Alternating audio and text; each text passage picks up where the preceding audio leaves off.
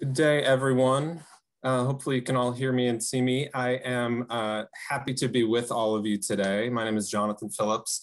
I am the director of the Energy Access Project at Duke University. It is my great pleasure to welcome you and thank you for taking a moment out of your busy days today to engage on this important and rapidly developing topic of mini grids in Africa. While we're giving people a few minutes to log on here, I just wanted to quickly walk through the format for the next hour. I'm going to give us some very brief intro remarks and then throw it over to my colleague, Victoria Plutshack, to walk us through some high-level findings from a report that we put out late last year in which we analyzed the designs of 20 different mini-grid programs in Africa, mostly still in the midst of implementation. That should take about 10 minutes. And from there, Ben Attia from Wood Mackenzie, who is another author of that report, will lead a discussion with a really stellar group of people on the programming and project development and the financing side to get some reactions, pull in some real world experience, and give us a sense of where we're heading here. That should be about 25 minutes, and then we'll open it up to you all for thoughts and questions. So feel free to put those directly into the chat as they come to you, either about issues raised in the report or in response to things that our panelists raise. And feel free to upvote those questions. We'll get to as much as we can before wrapping up and getting you all out of here in about an hour. So I know we're all coming from a range of backgrounds and existing knowledge on this topic. So let me just start by turning off my phone here. For those kind of not deep in the weeds, mini grids for access in Africa are a different beast from mini grids that are popping up here in the US and other markets where the primary objective might be redundancy and grid backup for things like hospitals and military bases and universities and communities. In most places in Africa, mini grids are distributed power grids. They're generally not connected to the main grid, although they are more and more often being built to a standard that will allow for grid interconnection in the future. So for many communities, these systems are their first access to electricity, so it can represent a major shift for the communities being served by them. And for the governments introducing a mini grid program, this can represent, really a fundamental shift in how the power sector is planned and operated, and the extent to which it brings in the private sector. It also introduces major policy and financing questions, including around how these systems will interact with the incumbent utility, which in most cases is a government-owned monopoly provider that sells subsidized power. So that can be a difficult environment to drop in a new mini grid model, and it can be a highly disruptive force, right? The approach that all these new programs take in terms of how communities are chosen, what sort of activity is already going on in these places, whether you're prioritizing cost or speed or local participation or any number of other variables. These are really important policy considerations. And the ramifications of those are huge when we put this in the context of the size of the potential market, right? International Energy Agency and other modelers have suggested that mini grids could be the low-cost solution for perhaps a third or even a half of the 600 million Africans who will need access by 2030. So it's against this backdrop that about a year ago, a group of us involved in mini grids from different perspectives, researchers, project developers, financiers, started talking through some of the challenges emerging with so many countries standing up new programs in such different ways.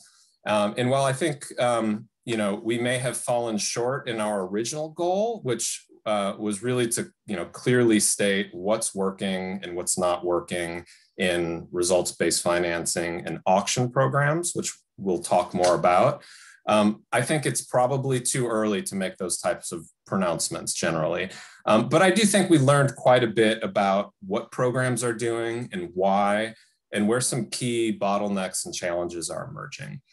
So that's where we're going to start here. And for those who want to view the full report later, I can throw that into a link on the chat. But without further ado, I'm going to turn it over to Victoria Plutshack, Duke University. Take it away, Victoria. Thanks, Jonathan. Let me quickly share my screen. All right. So thank you all so much for joining us. My name is Victoria Plutshack. I'm a policy associate at the Energy Access Project here at Duke University. And I'm just going to give a really quick whirlwind tour of this report to get us all on the same page. So Jonathan kind of gave the, I can't move forward, that's a problem, intro motivation for this piece, but essentially we looked at 20 programs across sub-Saharan Africa, and we tried to meaningfully compare the way these programs were designed. And the first thing that we noticed is that 62% of these programs are auction-based programs, about 24% are results-based financing, some kind of output-based financing approach, and 14% take a kind of hybrid. And I'll go into a little bit about what that means later. When we look at the funders who are represented, of our programs, about 60% were primarily funded through the World Bank, followed by GIZ, the African Development Bank, and a handful of other funders, including the Millennium Challenge Corporation and others. One thing I should caveat before I start with all of these graphs is that I'm going to show a lot of graphs to you. Many of these graphs will be missing key programs or countries that we also covered, but we wanted to make sure that we were including only countries where we were able to find publicly available data or program documents. So if you're wondering why a certain program is not included, the data just wasn't available for that. So the very first thing that we noticed is that when we compared program costs per connection, we saw a really wide range from about $350 to $2,500 per connection. And this may be quite surprising or maybe not for you, but the reality is that what's included in program costs really has varied across these programs. So program costs can include everything, including subsidy, administrative costs, capacity building, or technical assistance. And it's really hard in these programs to work out where money is going and which of those costs are included in program costs. So what we're looking at here is not necessarily a story about a huge divergence in expectations about what these programs should cost, but instead that we're really comparing apples to oranges. And if we want to be able to compare these programs to each other and to external benchmarks, we need to think about improving transparency in the way that these program costs are reported. Looking at capital costs, we saw a surprising kind of confluence around the number $5,000 per kilowatt. This was a little surprising to us given that capital cost assumptions have ranged for mini grids in the past. But this number is about in the ballpark of where most recent studies have found mini grid costs to be. So there was a lot of consistency there. We also saw a lot of consistency in the subsidy expectations. So very few of the programs explicitly stated how much subsidy they were looking to provide, but for those that did, for the RBFs, we saw $350 to $500 per connection. And in fact, we see the new Universal Energy Facility in Benin coming out with about $430 per connection, so right in the middle of that ballpark. When we look at auctions and at capital expenditure investment subsidies, we see a range of about 60 to 80%. There were no explicit rate subsidies in any of these programs, but there was often the expectation that other subsidies would allow developers to lower tariffs. So what we see once again is that it seems as if in these programs, we're coming to a similar understanding about what the viability gap might be for mini grids when we look at these programs. Shifting gears a little bit, I think Jonathan alluded to this, but we were really interested given that over 60% of the programs were taking an auction-based approach. What does the mini grid market actually look like in the countries where these programs are being implemented? So we looked first at the total number of mini grids that each of these programs are targeting, that's in blue. And then we looked at the total number of installed operational third generation mini grids in these countries, and that's the green bar. And what you can see is that the program targets are significantly higher than the experience that a lot of these countries have with these kinds of third generation mini grids, which begs the question kind of to what extent the sector is ready to take advantage of competitive auctions, given that many of these programs also explicitly state that this is still a nascent market. That being said, as we move forward, since we're both interested in commercial and social outcomes, it seems likely that pairing competition with subsidy might be the way forward. So we identified 3 programs that took kind of a hybrid approach. Those included Niger, Togo, and Zambia. And I just want to go into Zambia's Beyond the Grid Fund for a little moment, just so you can get a feel for what that means. So in the Beyond the Grid Fund, developers are invited to put forward a bid for a certain amount of social impact through energy service per dollar of public funding. Then a reverse auction mechanism is used to determine how much public funding is actually needed for a certain amount of social impact through energy service, which incorporates a lot of different considerations, from warranty to quality to minimum service provision. And that's kind of seen as the viability gap that the private sector will need to provide energy services.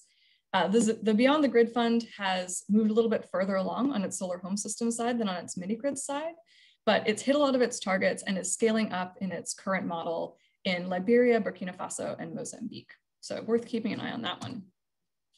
Shifting gears once again, we were also interested to see how these programs were targeting developers. What particular kinds of developers were they interested in, local versus international? We were a little surprised to see that despite the fact that often international players have been targeted by these kinds of large programs, there was a lot of express support for encouraging local developers to participate. And some of these programs, like Nigeria's RBF program, includes kind of wraparound services to help developers put together proposals and engage in what can be quite a complex and difficult program to engage with. So we do see these kinds of services provided in some of these programs, but I think it's also worth noting that many of these programs simply didn't state a preference for local or international developers. And de facto, that has often meant that they're interested in lowest costs and greatest track records, which can often mean international developers, just the way that the system shakes out. And so if we're interested in this, it's worth keeping an eye on this space, I think, as awards start to be awarded, to see whether this express support for local developers actually manifests. Kind of on the same topic, we were also interested in seeing how capacity building has been deployed in these programs. So 65% of the programs we looked at had some capacity building or technical assistance for supporting implementation, which includes, support for the Rural Electrification Agency. It includes support for, any other local implementers on the ground. 40% of the programs had some sort of capacity building for supporting policymaking or improving the regulatory environment. And 40% of these programs did have these kinds of wraparound services to help support local developers to engage with them. So that's definitely something to keep an eye out on as well. We also looked to see how these programs were considering site selection. So the vast majority of the programs took a top-down site selection approach, by which I mean they specifically listed out villages or towns in which developers were supposed to function in order to work with the program.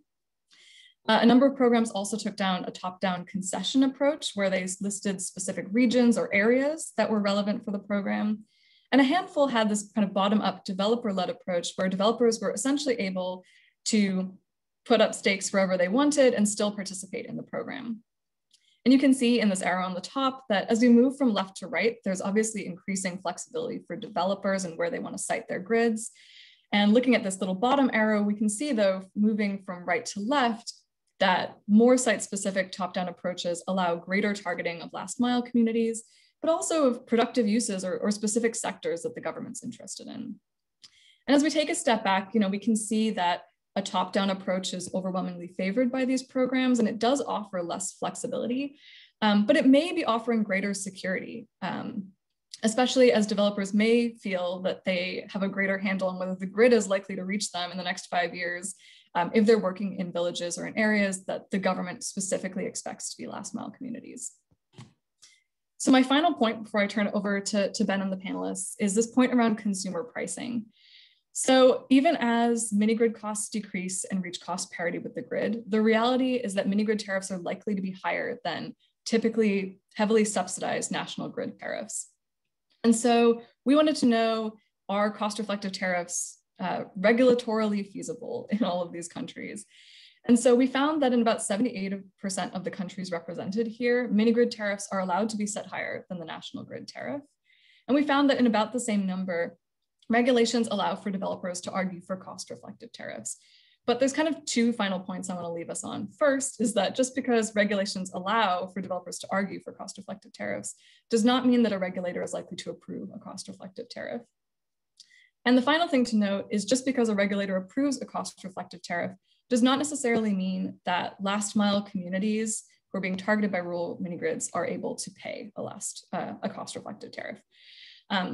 Since we're interested in commercial and social outcomes in this space, I think that's kind of a useful guiding light for us to think about as we wrap up here. So with that, thank you all so much for listening. If Jonathan hasn't already, I will pop that report in the chat for you all. Feel free to reach out anytime. And I think it's time for me to hand it over to Ben and the panelists.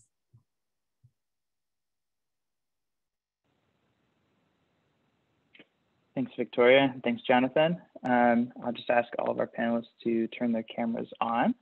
And in the meantime, while that's happening, I'll just briefly introduce myself. My name is Benjamin Attia, a senior research analyst at Wood Mackenzie, and I lead our coverage of off-grid energy access markets.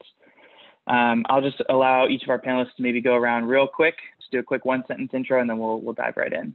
Emma, do you want to start? Sure. Hi, everyone. I'm Emma Miller. I'm with the Shell Foundation. We're a UK-based charity using enterprise-based solutions for energy access, and I lead our work in mini-grids.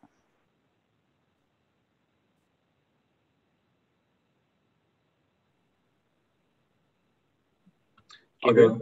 Gabriel Davies, Head of Energy Access at CrossBoundary. I manage our mini-grid financing facility that invests in mini-grids across Africa.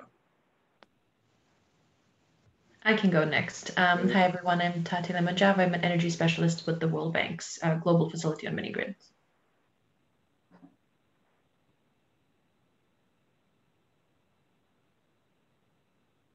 Hello, everybody. My name is Sumaya Mahomed. I'm with Power for All. Power for All is a global campaign that focuses on accelerating the energy access. And I'm heading up the Utilities 2.0 work here in Uganda. Hi, everyone. I'm Aaron, the CEO of PowerGen. We do on-grid and off-grid projects across sub-Saharan Africa. Beautiful. All right, so we're just going to dive right in here, given the time constraints. But as you can tell, we have a very stellar group of panelists here that will give us some really interesting insights. So I just want to kind of, before we get too far into the weeds of some of this research, one of the main findings that we had that Jonathan mentioned at the beginning is that it can be a little bit early to draw some really firm conclusions because a lot of these programs are still in early stages of implementation. But what we can tell is that there can be some clashing objectives sometimes between developers, donors, governments, and other stakeholders in actually getting mini-grids built, as well as the methods in which we procure and then build them. So as we said in the report, the core question facing all mini-grid programs is whether the primary objective is commercially viable, unsubsidized mini-grids or maximizing high-quality rural access. Programs designed to simultaneously achieve both could be unlikely to achieve either. So I think before we get too far in, I'd really like to hear from some of our panelists on what they see as success in mini-grid procurement. How can we define success? What should mini-grid procurements optimize for? And how can the different priorities of stakeholders be triangulated? I'll leave that one as an open question for anyone who wants to start.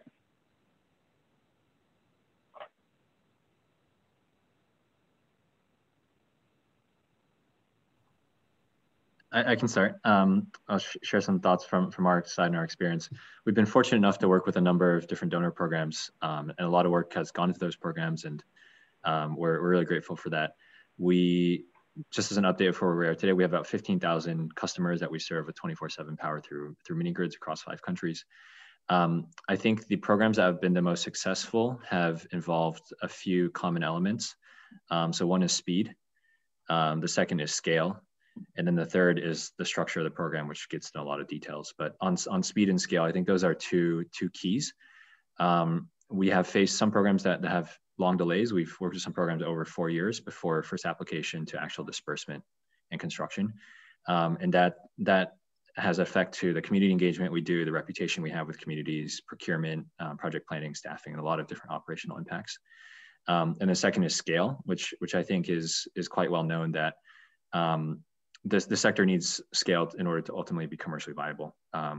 Most comparable companies as energy service companies like utilities have customer bases in the millions of customers and focus on large urban areas to be profitable. So getting rural utilities, kind of like what we do, to be as large as possible is the key to ultimately driving commercial viability. In terms of some thoughts on how to measure success, I think one is connections. So how many connections are actually being made? And the second, which perhaps isn't talked about that much, is kilowatt hours. But that's ultimately the success metric I think that donors want to see, that we want to see, and I think our users want to see. I can add a few thoughts. So coming from an investor perspective, so we work with, we're lucky enough to work with Aaron and the PowerGen team in a number of areas. We own some of we own some of the grids that they now operate for us, and exploring other partnership opportunities with them across Africa. And yeah, I think although from standing in different shoes, we share a lot of the same views on what success looks like and what is required to scale it. So I won't agree with what Aaron said. The one thing I would add or kind of reinforce is a point that comes out very strongly in the report by Ben and Victoria and Jonathan, which is around tariffs. I think tariff is something that was always on our minds in our business model, in our investment thesis, but everything starts at tariff, right? That's what the customer experience is. That defines what customers can do with the energy they have. There are literally some, rural businesses which just don't work at high tariffs. It's what governments and regulators care about.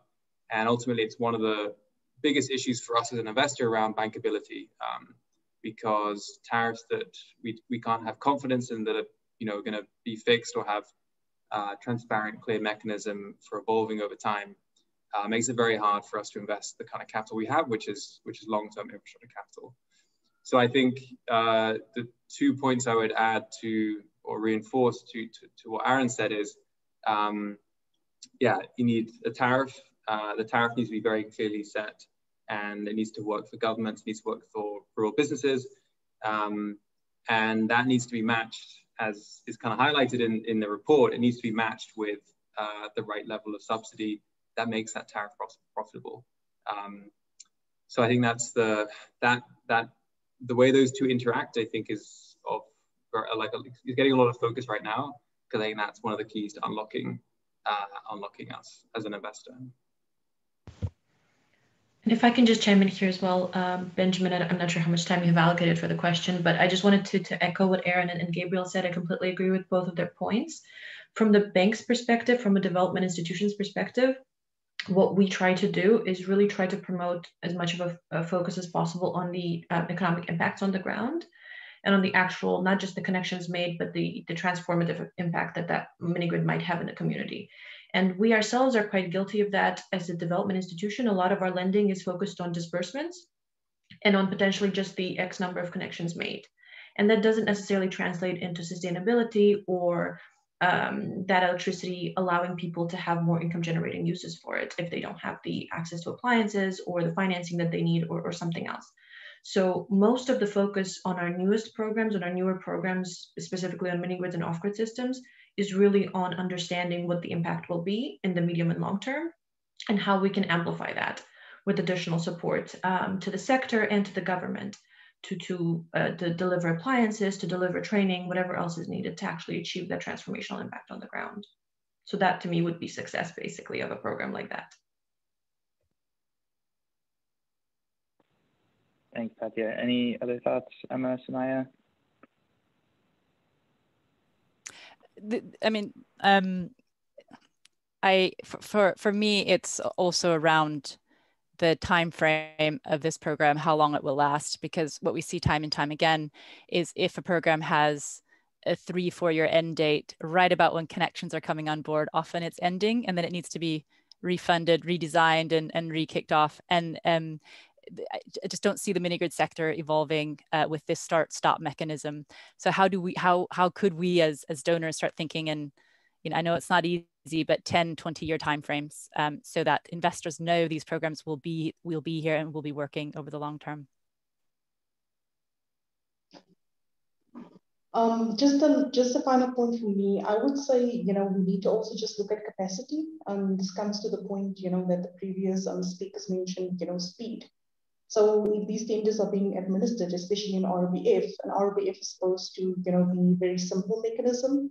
But if that is being administered by government administration, and a mini grid developer has to wait, in excess of a year to receive, those funds, it's going to affect, the success and outlook. So I think capacity is another key, factor that needs to be focused on.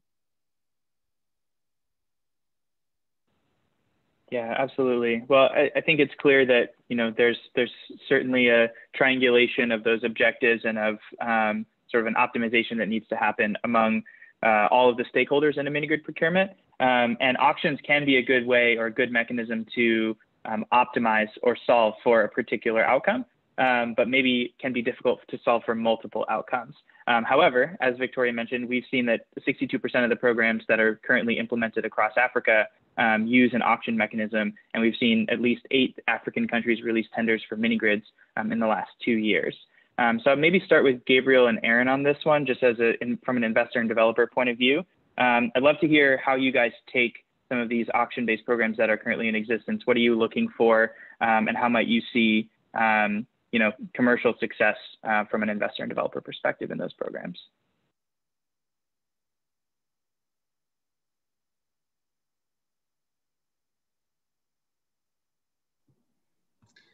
I can go, and then Aaron, feel free to add on. Yeah, I think there are a lot of good programs out there with very good comprehensive approaches to a lot of key issues around power reliability, the users they target and reach, environmental and social issues. But I think a lot of good work has been done there, and those programs have pretty solid approaches there. I think the primary things we now look for in programs are some of the things I mentioned at the beginning. So I think number one, we have a very we put tariff very high up, and I think a clear mechanism and transparency around, can we believe that this tariff will evolve as we expect it to over the 15 plus 20 years of our investment? The second thing is the subsidy calculated or set that will make that tariff profitable? I think this goes to the minimum subsidy type auction, which puts that second thing under a lot of pressure, because yeah, it incentivizes you to be aggressive, be optimistic in a market where yeah, we're just trying to get it started.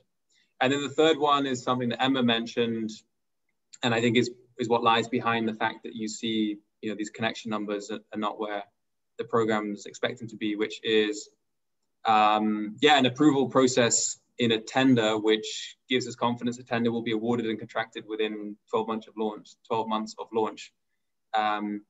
And yeah, there's some good reports and case studies of tenders in Africa, and this is, I think, probably the number one reason why they fail is they are too complex and they can take many years. There was a tender in Senegal which took 10 years to award.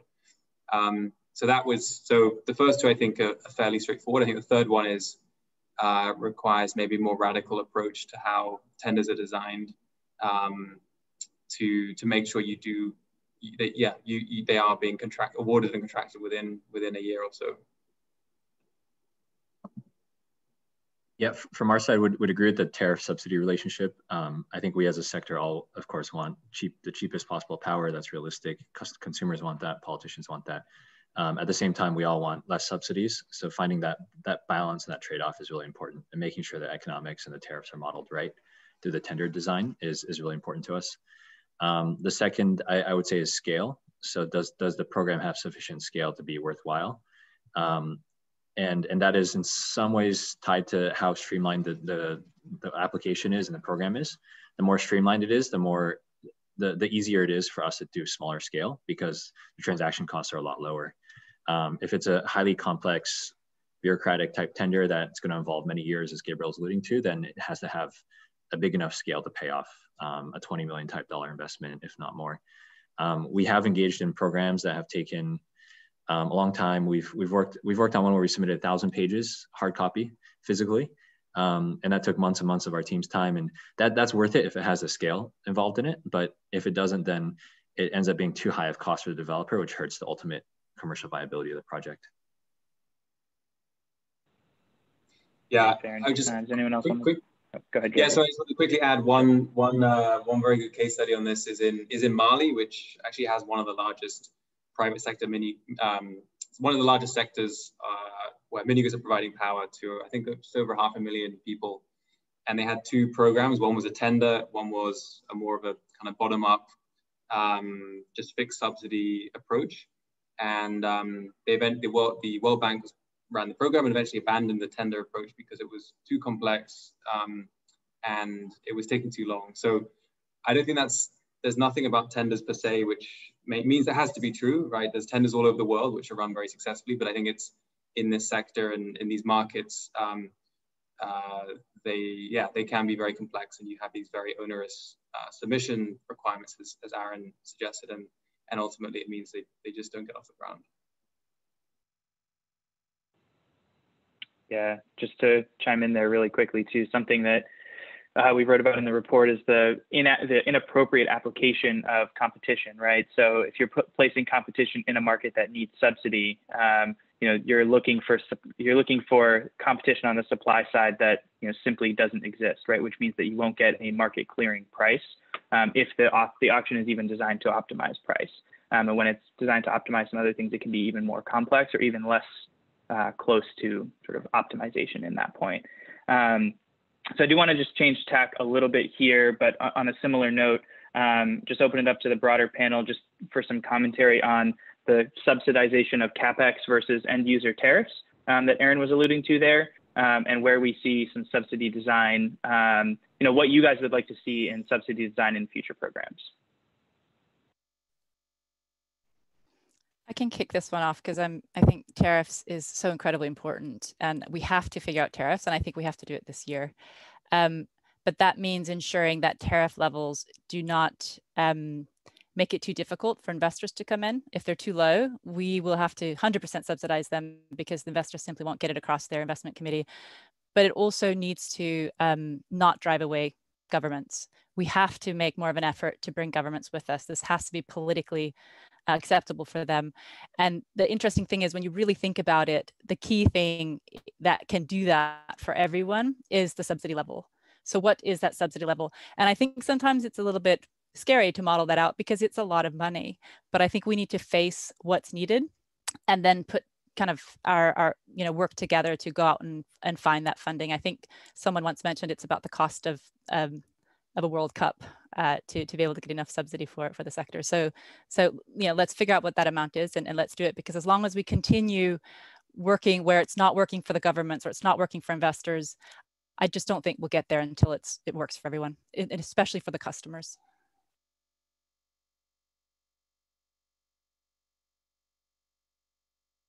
Sorry, I just realized I'm muted. If I can just follow up on Emma's point, completely agree with you on that, Emma. And the way that we try to lead our dialogue with governments, especially with the newer programs that we have, is to try and draw a parallel with the subsidy amounts that are provided on the grid. And to make it clear that in certain countries where there's a uniform national tariff that's very low, for example, and the country feels that it is a matter of policy and equity, it's important for them to maintain that level for all of their customers, in particular the most sort of vulnerable rural customers, then there's a trade-off to that. And what that means, and we try to have decision tree approaches and just showcase that if you do want that lowest level of tariff for your poorest customers, then that will mean that you would need to have an X number of subsidy, and you would need to understand what type of connection would make the most sense in which communities as well. So we try to have sort of a holistic, integrated approach to draw a full parallel between the grid, the mini grids, and in the standalone sort of solar systems, and say, you have this toolkit and you can choose whichever one is most appropriate, but it has to be cost effective and it has to be understood within the same framework. You can't just think, oh, mini grids, private sector, they will figure it out. Why should we have to subsidize them? So we try to sort of bring it back to the conversation of national electrification and what is the government's responsibility and what does that actually mean for the customers.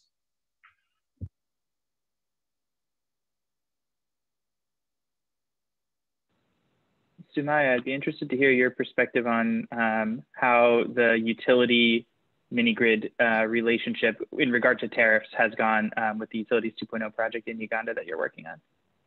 Yeah, thank you so much, Benjamin. I think let me also just give a little bit of background. So it touches on, this point that Tatia just made about, what are these, integrated energy partnerships that we can unlock.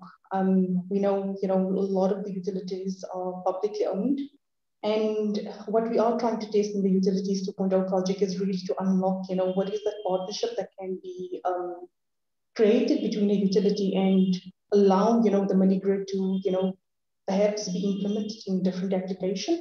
So solving some of the pain points that we know that, these utilities are going to face, which is the future customers that they're going to have, that they are, connecting through, grid extension. Those are not, profitable customers. They are low consumers, and neither does, a grid extension connection even do any productive use.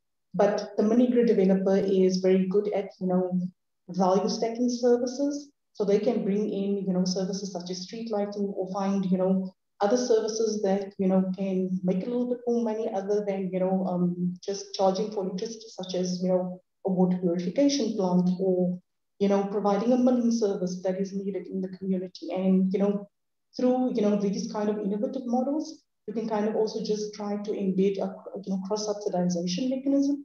But that is only possible if there is a partnership between the utility and, a mini grid developer. I think the other key thing that we need to also just, remember is that the sector has so much opportunity, but there needs to be these integrated partnerships. And what does it mean? What we are also seeing is that, this application starts to unlock, sites that has, higher loads.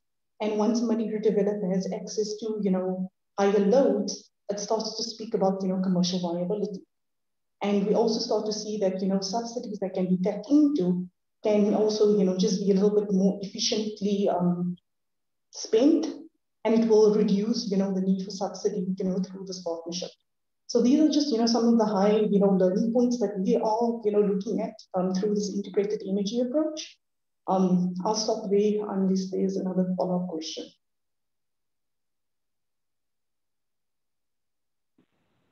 Thanks, Sumaya. Any other thoughts on the sort of tariff question before we move on? Just conscious of time here.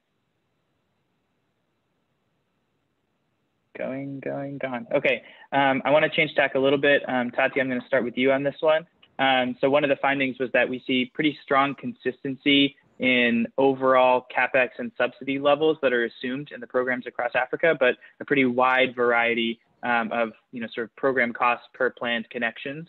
And obviously that metric has a lot behind it. One of the findings that we had is we don't know what's behind it. So as someone coming from the bank, is there any way that you can peel back the curtain for us a little bit and just give us a sense of some of the thinking around allocations for subsidy, technical assistance, implementation costs, and et cetera, other sort of categories of program costs that may not come out in the public documents, but some shining some light on that thinking would be really helpful. And then anyone else can feel free to comment afterwards.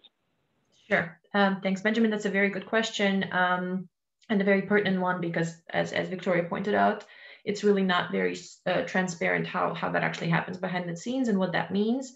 A lot of the funding goes into capacity building and technical assistance, obviously, to the implementing agency, to the regulator, especially in the programs that we've been designing over the last 5 years or so. We really tried to put a tremendous amount of focus on the regulator to make sure that there's enabling regulation, the mini grid specific regulation that's clear, that's transparent. There's sufficient TA in there for actual capacity building to the regulator on licensing and all these other issues. And that there's obviously a significant amount of capacity building for the implementing agency to make sure that these tenders don't take 10 years, like Gabriel pointed out, they have sometimes in the past. And that involves so much support and so much hand-holding and sort of clarifications on every step of the way, be that from an environmental and social perspective or from a procurement perspective, because a lot of these are completely new to the procurement expertise in the country and to the procurement expertise at the bank. So there's so much work that needs to go into reassuring the expertise that this is not a tender that may necessarily require 5 years to process, that these are small systems. They don't necessarily require that level of oversight in terms of environmental and social concerns as well. So there's a lot of sort of iterative processes that have to go in, and that requires a lot of technical assistance. Less technical assistance is so far focused on the sector itself. And I've noted that in the report as well, that you guys mentioned that there's not as much money directed toward support to the local and international developers that are interested in coming into a specific program or a specific country. We do try to put that as a best practice in our programs that we directly support through the facility on mini grids. In Nigeria, for example, and in many others, we do build in additional support and capacity building to companies to help them prepare their business plans and help them prepare their proposals. But it's also a process. Governments tend to be quite reluctant. From the get-go, their perception is, this is the private sector, they should be able to figure it out. We need to focus this money that we are borrowing for our own public funds that we're borrowing. We need to focus that on our own agencies and our own institutions that need to be able to implement this program. And the private sector needs to sort of figure it out and understand how to do this on their own. So it's a slow process, but we're very, very hopeful that it's the learning curve is very steep, but we're getting there, and that it will get faster and faster as we move along and as we prepare new programs. Obviously, in the same countries, definitely that is already happening, but in newer markets that we're entering, that we're able to translate those lessons and have it go faster and not require as much learning. But different countries have completely different contexts as well, so it's hard to draw parallels there. As Jonathan said, and you guys have all said many times before, this is a new market, and it just it's so hard to draw any conclusive sort of statements about it at this stage. So maybe in 5 years we'll have some more to shed light on this. Thanks, Tatia. Anyone want to reply to that or build on it? And I'm happy to go here because I'm really interested in the topic. There's always a lot of scrutiny and pressure on what the cost per connection is for a subsidy program that goes to the developer operator. But I'm always curious, what is the overall cost per connection if you include the overall cost of the program? Could we have more transparency on that? And could we, by gathering that type of data, and maybe it's a matter of having a more standardized way of tracking these programs, because of course, as Tatia said, there's other elements in there around regulator support and so on. Could we separate out in buckets and almost standardize the way we track subsidy programs and start to learn from them, like what is more effective? How do we get the most connections out of the money we spend? And I'm coming back to the earlier point around having a long-term vision, because I've seen programs can take, a pretty significant percentage of the overall program amount to design. And so the more we can get away from designing and redesigning, hopefully the more we can be driving down the overall cost per connection that it takes to run the program. It's one of the reasons we, funded the UEF, the Universal Energy Facility, which just launched in Madagascar, Benin, and Sierra Leone, is with kind of a long-term vision. It's managed by the Sustainable Energy for All team, and the vision is, can they be here 20 years from now? It's a big ask for that team to successfully implement, prove themselves, raise all that funding. But the hope is that over the years, you start to see that cost per connection come down, not just for what the developer operators get, but also for the overall cost of running the program. So at the end, we get more connections. Thanks, Emma. Conscious that we're just about out of time here, I'm going to do a very quick lightning round question to each of the panelists, which is, you can either share one key lesson from the early days of the mini-grid incentive programs that we analyzed, or one key element or key change that you'd like to see in the next procurement that's launched. But just one key takeaway from each of you, and then we'll pass it over to Jonathan. Emma, I guess you can start since you're currently on screen. Sure, I just see you on screen. No problem. I mean, the one thing, and I know it's not easy for all of us, but the more we can coordinate and come together and build something together that scales.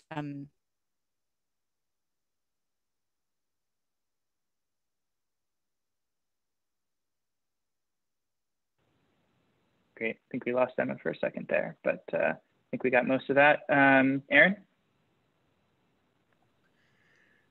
It's tough to pick one, but I like what Emma said around scale, and that is really ultimately important for the commercial viability of a sector. And if I had to cheat and say another, I'd say to create positive incentives that create demand. So for example, a per kilowatt hour based incentive. I think that's ultimately the link to what Tatia said earlier around getting the social development, and that's the ultimate goal we want. That's the best way to, I think, incentivize and measure that. Great. Tatia? Thanks, Benjamin. So I was going to say the same point that Aaron just repeated. For me, I just want to make sure that our programs build in align every incentive to make them transformational on the ground, and that we understand that just because electricity gets there doesn't mean that people will know what to do with it and will have the means to utilize it for income generating purposes. So that's a lot of intention that we put into our programs. Awesome. Sumaya? It's hard to add, but let me try. I would say, just standardizing processes as well. Because in order to, effectively administer subsidies and really run, effective programs, there has to be standard processes. Like programs can't also just, be altered all the time. It's going to impact, that time and that speed that we want to see, and also just the smoothness of, administering subsidy, to the end user or the developer. Awesome. Gabriel, give you the last word.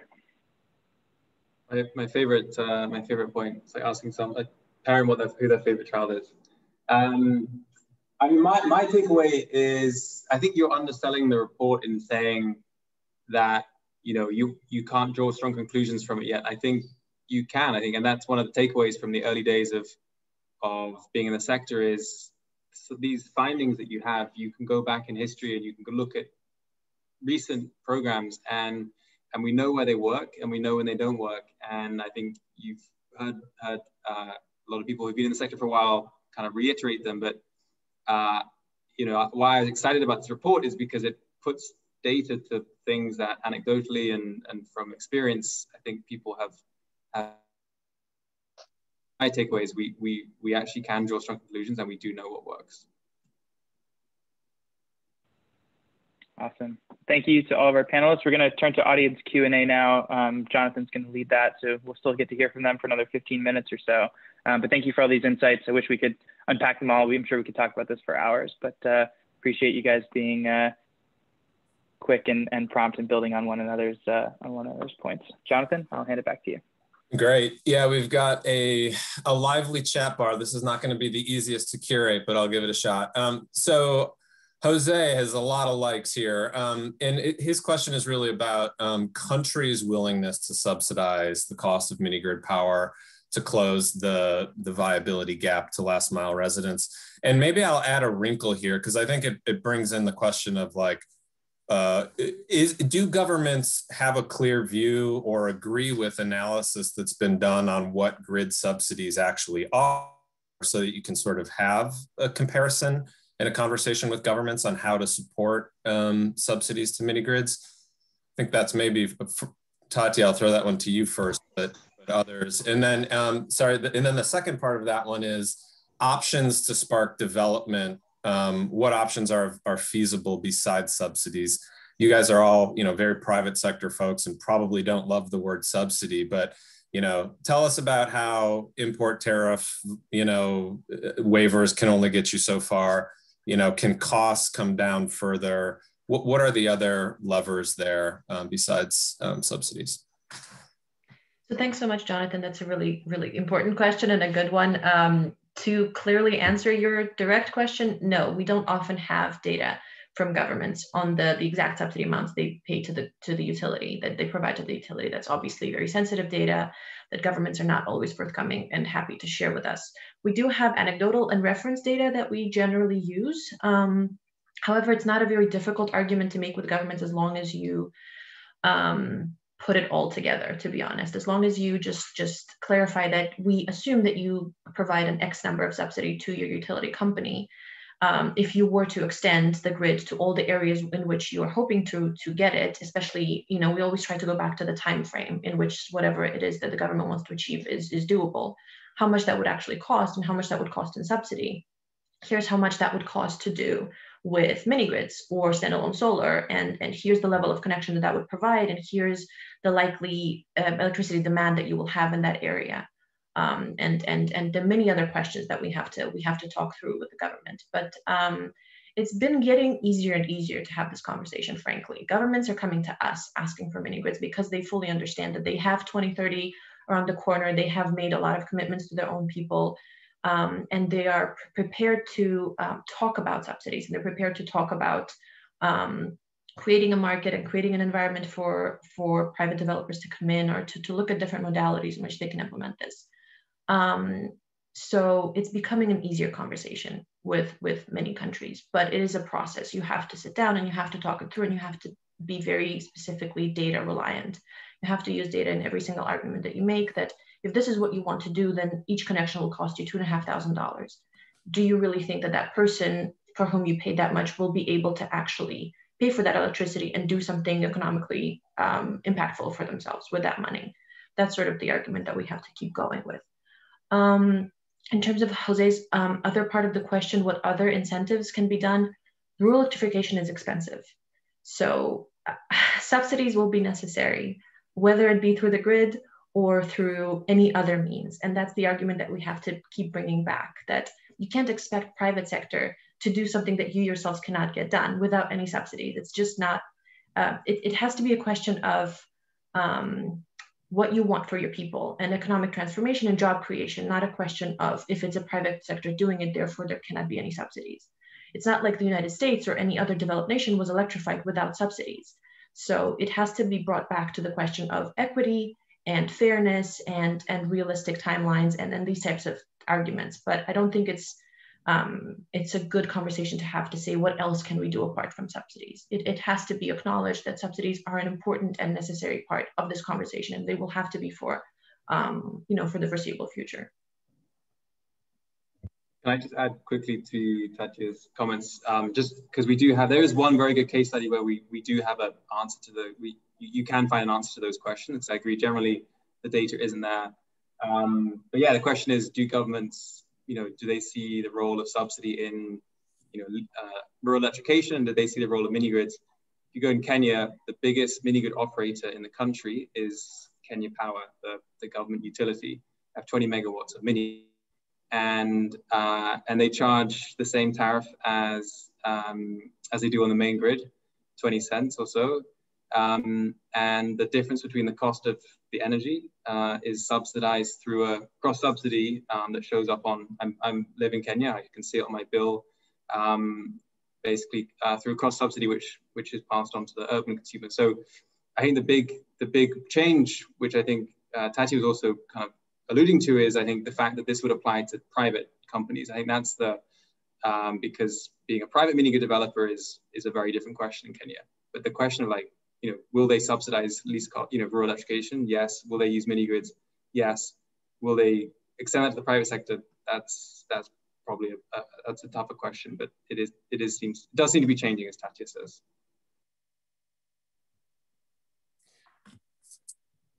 Great. I'm going to try to combine a few questions here that I think boil down to kind of CapEx subsidies versus operating subsidies.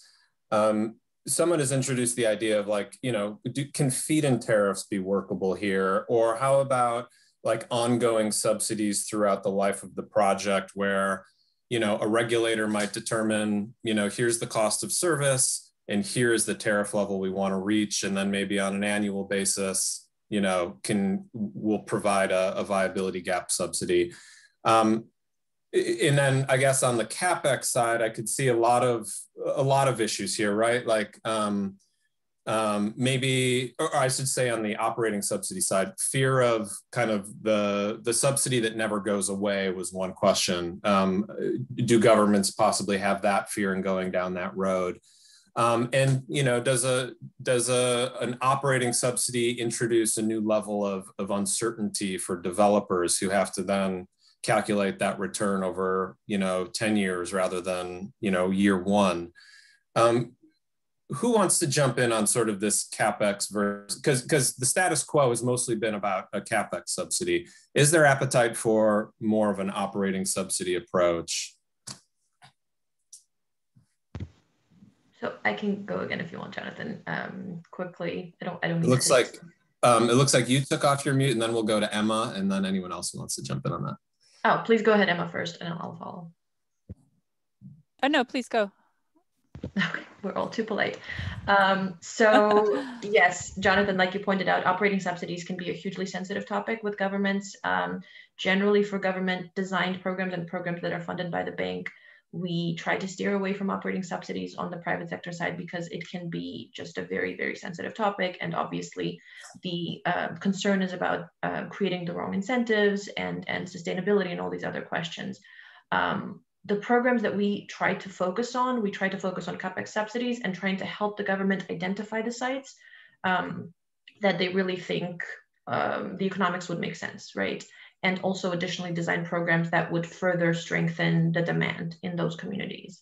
So we really try to not focus too much on operating subsidies or bring that into the conversation, but focus on what communities which communities is it that you want to electrify, and which of those communities does it actually make sense? Where do the economics make sense? And how much of a CapEx and upfront subsidy would it take, the viability gap financing, one-time financing would it take for it to be interesting for a private company to come in and do this for you, basically. But in terms of operating subsidies, it's a much more complicated conversation. I honestly don't think that we're there yet to get to that conversation, to that acknowledgement that it may be necessary to bring them in on a larger scale. But in terms of the scale programs that we're supporting, we definitely don't have that as part of our broader conversation very regularly. Great. Emma? I was just going to say quickly, from a private sector perspective, the cost is the most predictable and the demand is the most unpredictable. So to have ongoing subsidy would be ideal because you're taking away the most uncertain element.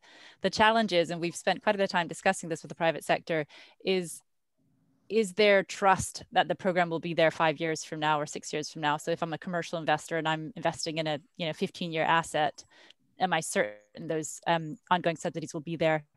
So I think perhaps someday that's the direction that the sector might head. You've seen some examples of this in renewables having kind of feed-in tariffs.